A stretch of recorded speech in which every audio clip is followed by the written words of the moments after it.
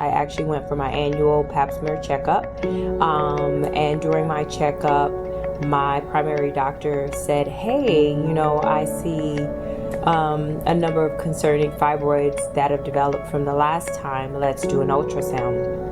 And from that point, we went through the process and realized that I had a number of different fibroids, almost 12, from as small as, I would say, a cherry to as big as a plum.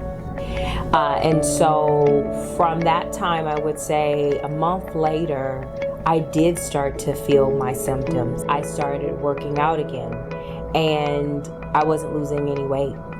And that was concerning to me as somebody who is an athlete who normally can drop weight pretty quickly.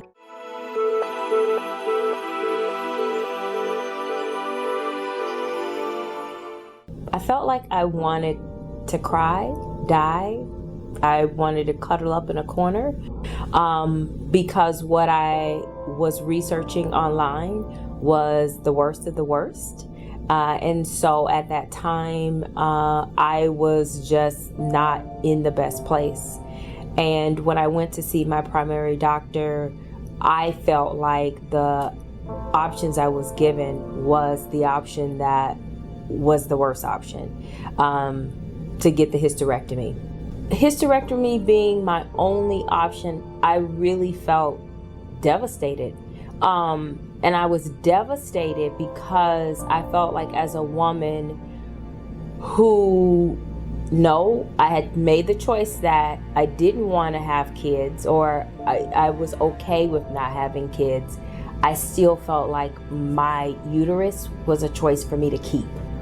And so when that seems like that is the only option, and that is the option that is sold to you first, it is challenging. And if you do not do your research, or you do not have a support system of people to tell you about resources, it really does make you feel like, oh my God. And it's very interesting because a few people who did have hysterectomies who learned about the procedure wish they knew about the procedure before they had actually done the hysterectomy.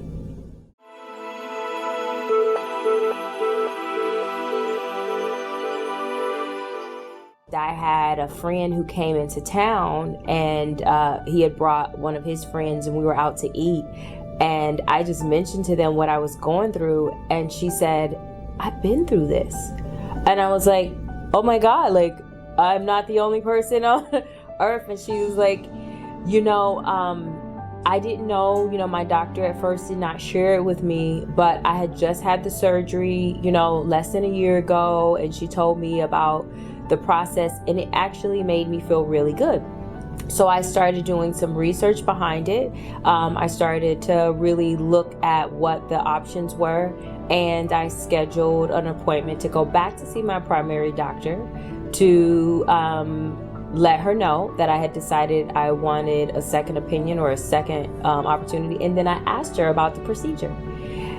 Immediately when I asked her about the procedure, she said, yes, Teniqua, that is an option for you. And she referred me to Dr. Wood.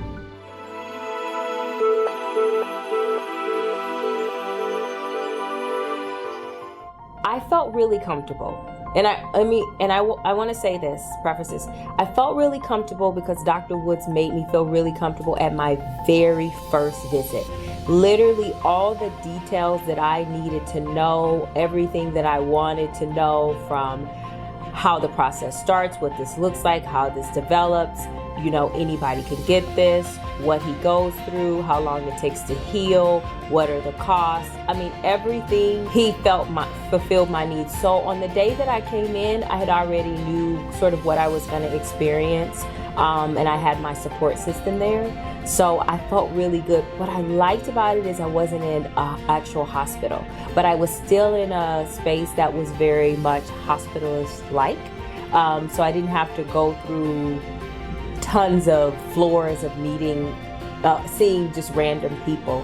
So from every step, I would say, from them giving me the sedatives to me laying on the actual operating table, was one of great comfort.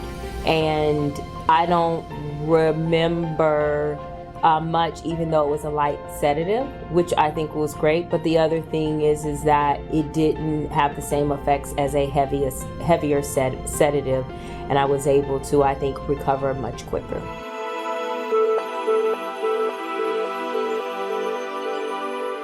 Would I recommend the UV procedure to another woman? Absolutely. And to have a doctor who truly can make you feel comfortable with something that really isn't, to me, solicited as much to the public was one of the things that I am most grateful for. So I just want to say thank you.